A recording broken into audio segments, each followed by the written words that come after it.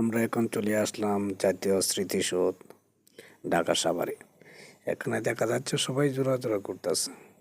এই যে লাল শাড়ি আপা আমার হাত ধরে চলে গেল আমাদের চোখের সঙ্গে ফোটাকির মাধ্যমে। সবাই জোড়া কিন্তু আমাদের এমনটা নিঃসঙ্গ, আমাদের কোনো সাথী নাই, সবাই ঘুরিতেছে। আবার কেউ একাও আছে আমাদের মতো সিঙ্গেল। এই যে আপনাদের দেখা যাচ্ছে খুব সুন্দর করে হেঁটে যাচ্ছে। তারা অবশ্যই বুঝুন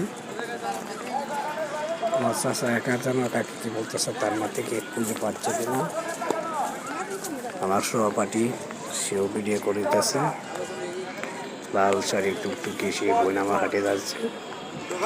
এখানে একজন আপা দাঁড়িয়ে রয়েছে, হয়তো বা সদ্য বিবাহিত নতুন বউ। সবাই ক্যামেরা নিয়ে তাকিয়ে রয়েছে, তা আমিও একটু জুম করলাম, আমিও একটু দেখে নিলাম। আপাকে অনেক সুন্দর লাগছে, কারণ শাড়ির সাথে তার ফুলের অনেক একটা ম্যাচিং আছে। এই দিক দুটো তাকায় দেখি আজকে দেখা যায় লাল শাড়ির অভাব নাই, গায়ে হলুদেরও আছে। নিঃসঙ্গভাবে হাঁটতেছে, তার প্রিয়জন মানুষটা